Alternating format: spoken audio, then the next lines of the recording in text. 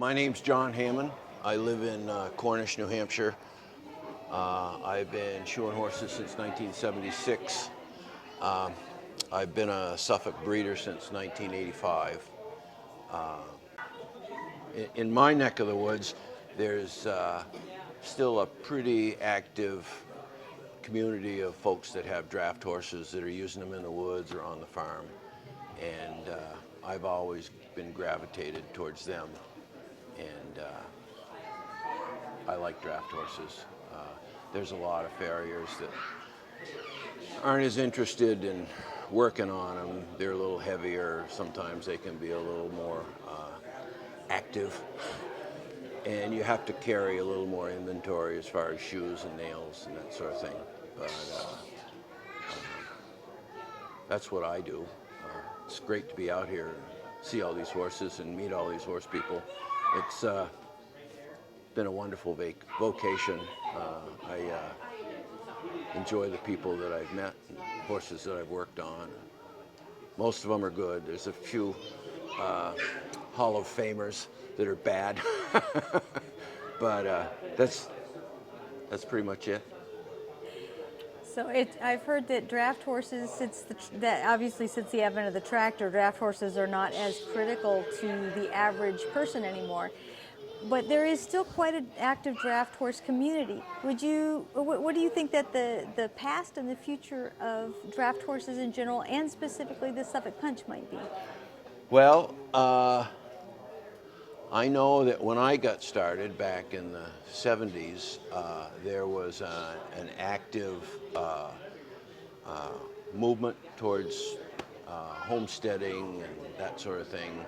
There was a number of publications that came out, Small Farmers Journal, Draft Horse Journal, that were really advocates of the draft horse. And it's changed a little bit, but in New England, there's an organization called Draft Animal Power Network.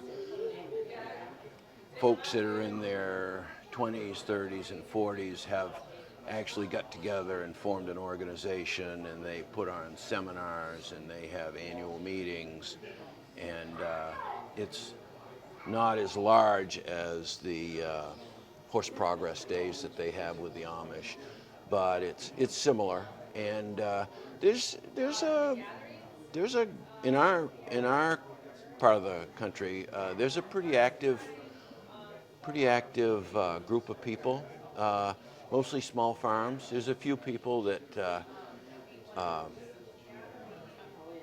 combine them with their tractor work. There's a large group of people that are horse pullers at the fairs, and there's some hitches. You know, I used to shoe a lot of pulling horses. Since the stocks have become very popular, most folks shoe their own. And then for a while there, I did a bunch of hitch horses. Well, it's kind of like shoeing gaited horses. Long foot, big shoes. The emphasis is on action rather than on function. And I don't know, I like to keep it simple. I've heard a lot of people, they like that concept as well, because the horses are efficient. You don't have to maintain that same issue with mechanics and things like that. So in many cases, smaller draft horses specifically might actually be more efficient for a small farm, correct? Yeah, I think that was one of the things that I was attracted to the Suffolks with, is their size is a little smaller, and I really like a short, thick, what they call chunks. I think they're more efficient to feed. I think a horse that weighs 1,600, 1,700 pounds has more longevity than a horse that weighs a ton and has been pounding around a ring, you know, in a hitch. You got to feed all that too. That's my opinion. Some people would argue against that, but and with the Suffolks, for me, most of the people that contact me, because I raise them and sell the foals, they're looking for horses that are 16 hands or maybe even a little smaller. And so that's what I'm attracted to.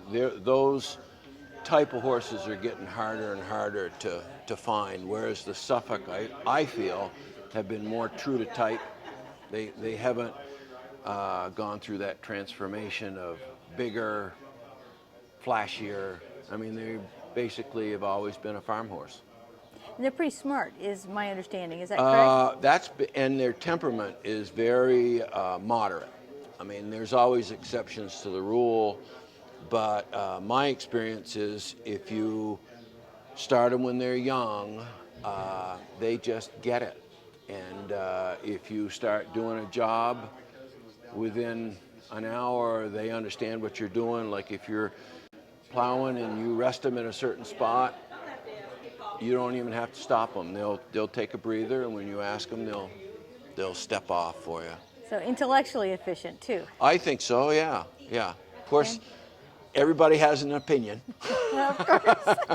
So how, as a farrier, how does the Suffolk Punch differ from another draft horse in terms of size and shape and composition of a hoof? Well, I think in my opinion, I think they've got better feet. They're rounder. I think they're harder, and I think the Suffolk breeders have always put a lot of emphasis on the foot. You know, having good feet, and generally, it's not common to find a Suffolk with poor feet. I mean, there's always a few, but as a general rule, you very seldom find a Suffolk with, say, quarter cracks or poor conformation. And I think that has to do with how they've bred the horse and the emphasis they put on it.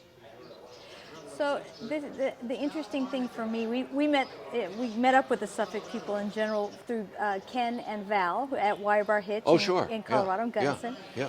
And they were at the National Western Stock Show, and they have a big emphasis on education. And so they use their horses as in carriage rides and things that are not necessarily typical of the origin function of this horse. Well, I think that's true, and they certainly have been a really big advocate of the Suffolk horse. I think that there's nationwide, there's a shrinking number of people that are actively using horses for farming because the machinery gets a little bigger. They're trying to farm more land, and so a lot of the people that have them are using them for something else. I know there's some people that have used them for handicap riding because they're quiet. There's a lot of people that use them for livery work. There's a fellow that has a livery business at Mount Desert Island in Acadia National Park, and he has said the best horses he's had are Suffolks because they're quiet, they're steady, they're efficient, and they last. And I heard they're also recently they've been using them, or maybe not so recently, using them for the sport horse crosses like they do with an Irish draft. They've been doing the Suffolk. Yeah, for years I bred Cleveland Bays as well. I'm kind of a sucker for these rare breeds, and I crossed those two.